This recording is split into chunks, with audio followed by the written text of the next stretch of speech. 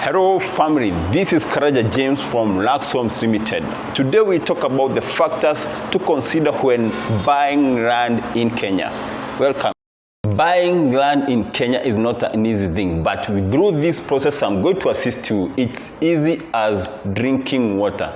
So for me, number one you should consider is the reason why you are buying land, or we call it a self-search. What are the things that are taking you to buy land? Do you want a land to build? Do you want land for land banking? In land banking, this is why you have to buy land and to sell later. So you have to know the reason, the main reason you want to buy land.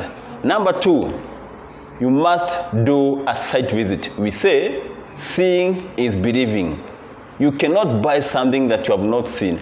If you are not available to see the land, you can send someone, either a lawyer, a family, a relative, or a friend you trust to be there for you and tell you what the land is, where the land is. Or if it's a house you're buying, you have to go and see if what you are being told by the person who was telling you about the property, if it's real. If you're told it's 10 kilometers, it should be 10 kilometers. If you're told the house is a bungalow, it must be a bungalow house.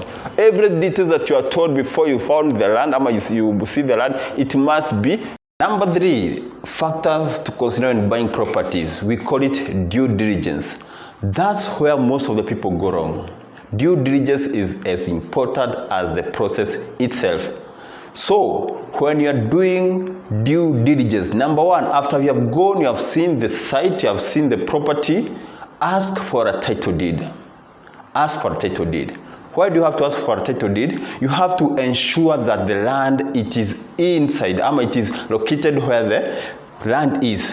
So what you do, you take that title, go with it and do a land search. Do a land search. A land search might take you 1 day, 2 days, or 3 days. And in between those days, you need to do what I call, actually most of my customers, I tell them to do a ground search. What do you mean by ground search? Go to where the site is, go to the neighbors or the family who sold this land to the person who bought the land, the developer. You can talk to them about the history of the land and they are going to assist you. You can also go to the authority, the chief, the man who is in charge. We call it Nyumba Kumi. Go and talk to those people about the property, about the history of the land.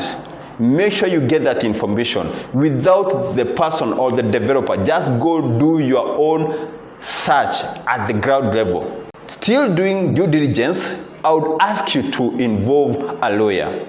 Why? Because a lawyer is going to assist you in every step of buying, and he also can provide a green card. What is a green card when doing a due diligence? A green card is the history of the land. I usually say every land that you see anywhere, one day it belongs to the government.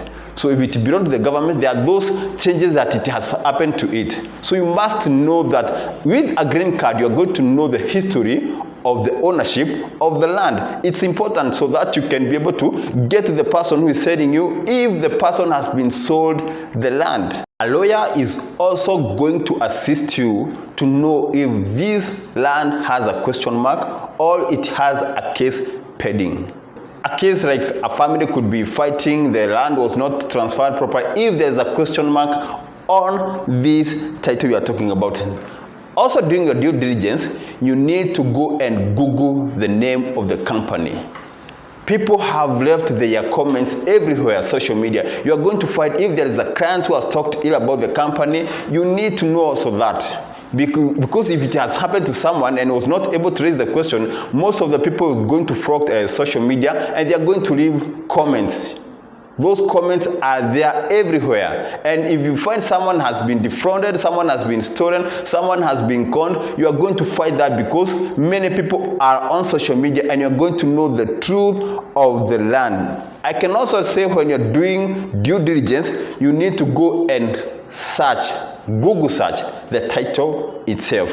What do I mean by the title itself? You are going to search where it's written, let's say it's Nanyuki, Muranga, blog, something. You go and search that thing. It's going to give you some details about the land, and you're going to be educated. The other thing, when you're doing your due diligence, you must know if the land is going to appreciate, if there is something that the government or individual or developers are planning to do, maybe a hospital, maybe a road, any development in case of infrastructure they are going to come in the future. If you know there is a hospital or a school or a road that's going to be constructed somewhere, you are going to invest in that land so that when the land appreciates, you are going to make profit. When you are doing your due diligence, involve surveyors. Go to the surveyors, ask them questions, ask them for coordinates. When you get those coordinates of the land, you are going to make sure everything about the land is okay. Number 4, after you have done your due diligence, you have done everything and you are satisfied, this where you make an offer. This where you pay some deposit. Make sure that if the land is okay, make sure you have something to make sure that you have started the ownership of the land. Number 5, make sure you sign a sale agreement. A sale agreement involves 3 people. You as the buyer, the person who is selling you to you, and the lawyer. This agreement can hold waters when it comes to a court case. If you find something that is fishy, it's going to protect you. Now you can complete the sale by making sure you have paid all the money and wait for the title deed to be transferred. So if you're buying from a company, the company most of the times are there to stand for the rates. But if you're buying from an individual, you're the person who is going to pay the rates to transfer the title deed.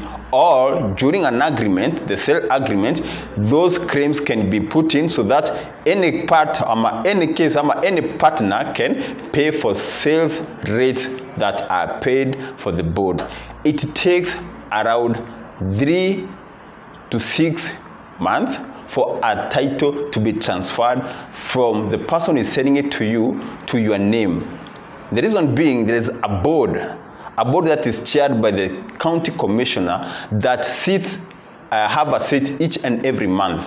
So make sure you are following those procedures. It may take some time for other counties, and other counties may take very little time. When you receive your title deed, go back and do a search, this time to make sure that the title deed is reading your name as the owner of this land. When you complete all these steps of acquiring the land, it's going to assist you making sure that you have invested your money right. As a party out, make sure for any question, reach to us as Lax Homes Limited. We are going to assist you in acquiring land in Kenya.